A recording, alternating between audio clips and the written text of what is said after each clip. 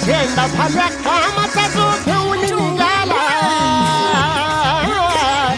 झेंडा भाल्या कामाचा जो घेऊन निघाला, काट तुट वाट मध्ये पोचती त्याला, रगत निघल तरी बी हसल शाबास त्याची, रगत निघल तरी बी हसल शाबास त्याची, तुला रगड्या भीती कशाची.